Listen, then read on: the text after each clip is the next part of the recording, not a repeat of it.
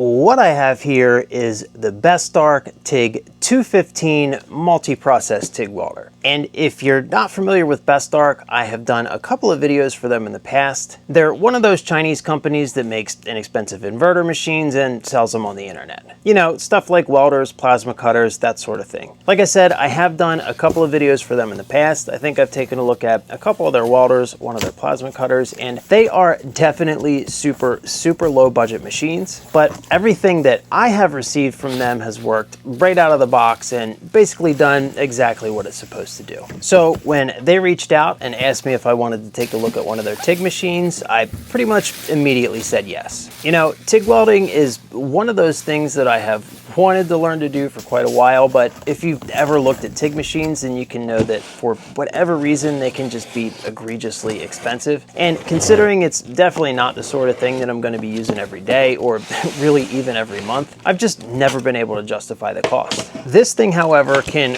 really do a lot of the stuff that some of those really expensive machines can do, but at a fraction of the cost. At the time of recording, I think this thing is coming in somewhere just shy of 500 bucks.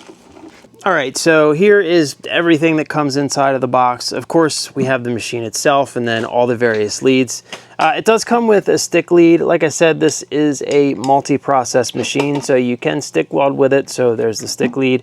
Of course, the ground clamp. Also, it comes with this foot pedal, which I think is a pretty nice touch. Like I mentioned, I don't really know anything about TIG welding yet, but this does seem to be a pretty common accessory that people who do know about it tend to use. So I think it's nice that it comes with that. Also, you know, a gas hose in case you need it, and the TIG lead itself, which has a bunch of extra cups and stuff like that that comes with it. And last but not least, every single one of these machines, doesn't matter who makes it, all these inverter type machines, they always come with one of these. And this is just a converter to convert from the 240 volt plug to a 110 volt plug. I've said it before, I'll say it again, do not bother. Just install a 240 volt plug. Trust me, you will not regret it. If you have been running one of these on 110, you have no idea what you're missing. They run so much. You know what? Just trust me.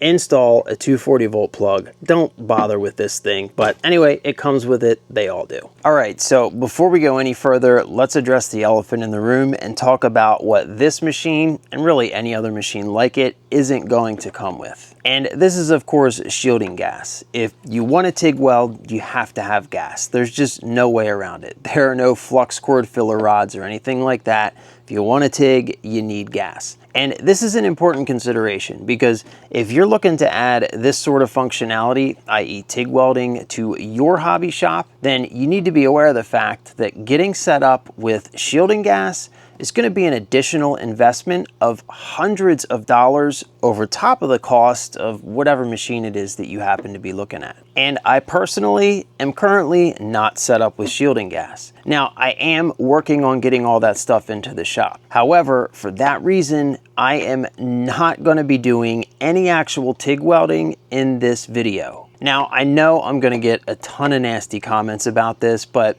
I mean, honestly, it's YouTube. I'm going to get nasty comments regardless, so who really cares? However, once you are finished typing whatever it is that you're going to type down below, I implore you to consider the following. As we're going to see in just a second, this machine actually has a ton of different functionality. And it is my contention that it will be much more useful for everyone involved if, when I do demonstrate all of that different functionality, I have some idea as to what it is that I'm doing and what it is that I'm talking about. So there will absolutely be a follow-up video on this machine where I just demonstrate all of the different TIG functionality that I'll be talking about in this video, but we're not going to be doing it in this video. Instead, this video is just going to be kind of a brief introduction to this machine. I'll give my opinion on the just general overall build quality of all the different parts, talk about what I think about this machine in comparison to some other really low budget machines that I've looked at.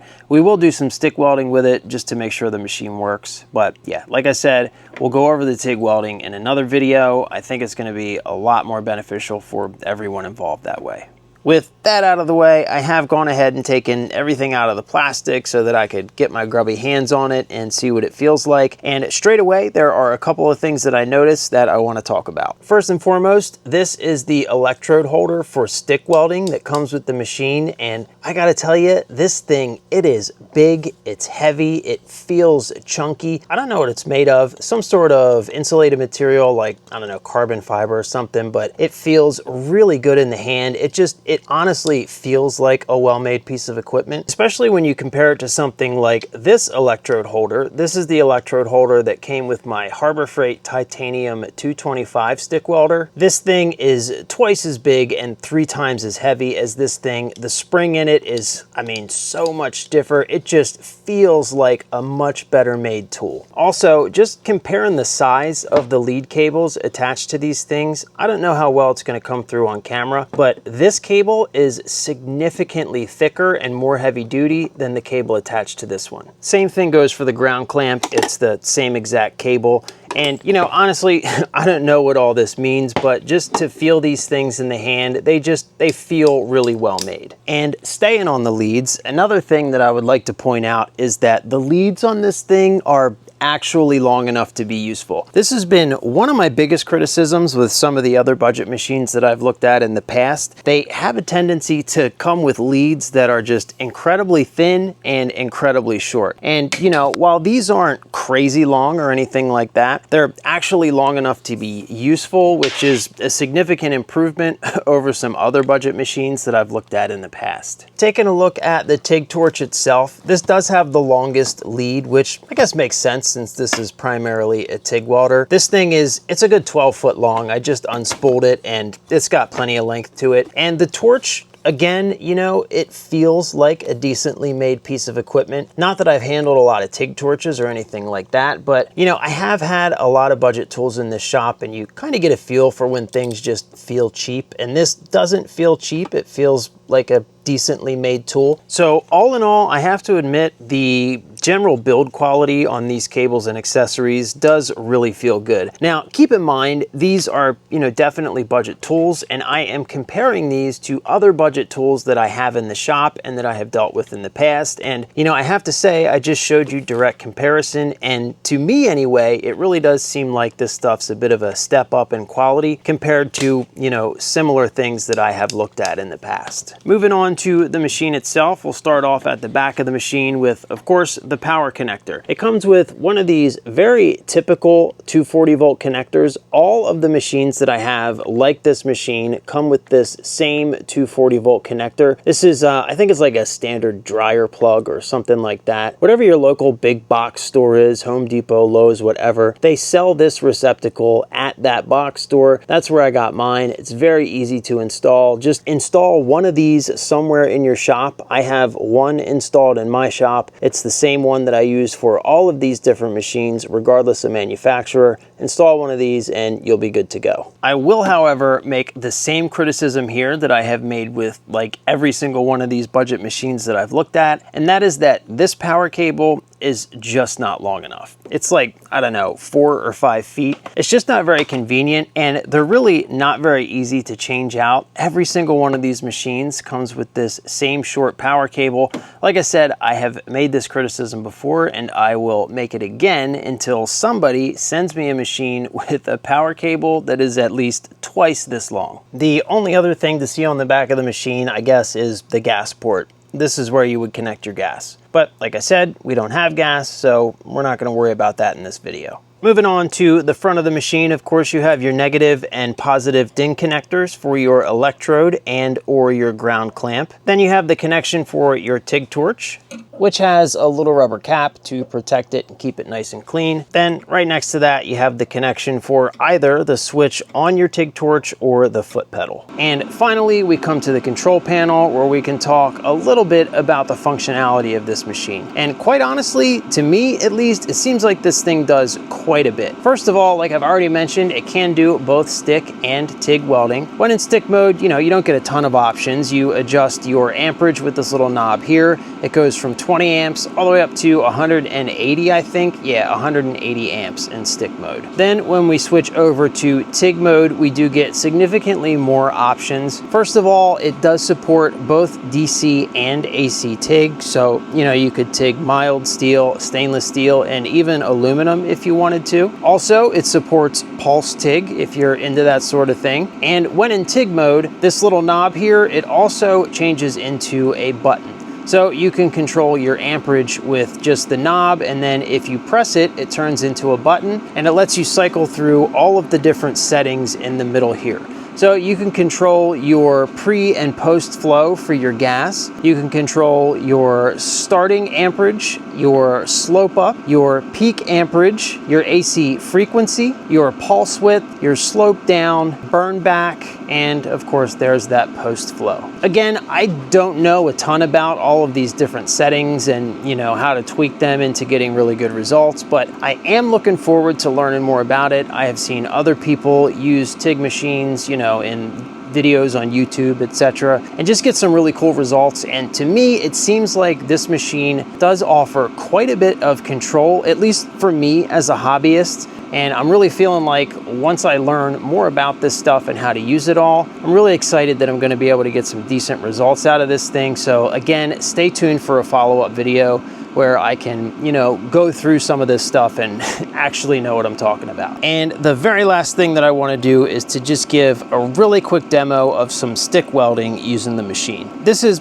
really just to prove that the machine works. This certainly isn't going to tell us a lot, but I've got a piece of 6013 1/8" rod here. I'm just going to run it across these two scrap pieces of mild steel. And, you know, again, this isn't going to tell us a lot, but it's at least going to tell us, is the machine going to run smooth? Is it going to surge up and down like some of these cheaper machines can have a tendency to do? If you've ever used any of these cheaper machines, you might have an idea as to what it is that I'm talking about. Again, it's not going to tell us a lot, but it'll give us a general idea of whether or not the machine is going to run smooth, or is it going to run like crap.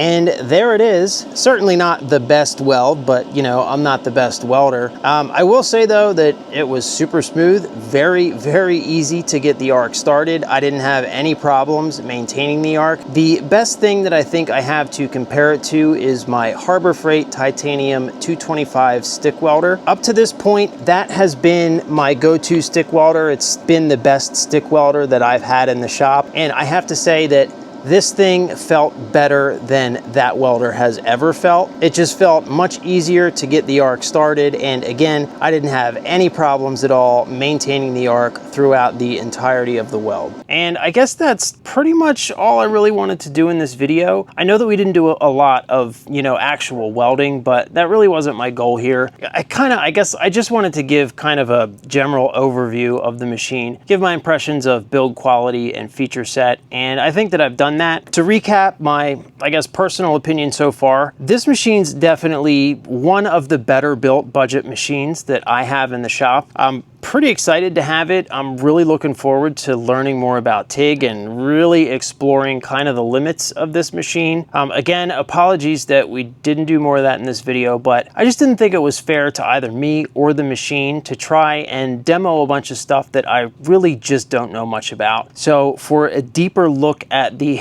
actual TIG functionality of this machine, just stay tuned. Like I said, there will be a follow-up video, but again, you know, a machine that has the capabilities that this machine has, to be able to have that in my home shop, this opens up possibilities that I really didn't think I was gonna have, at least not for a really long time. So pretty excited to have it, pretty excited to explore more. If you wanna check one of these out for yourself, as always, I'll leave a link somewhere in the description or maybe pinned in one of the comments or something like that. You can check them out. They're available on Amazon. And yeah, I guess that's pretty much all I got. If you've made it this far into the video, thank you so much for watching, and I will see you in the next one very, very soon.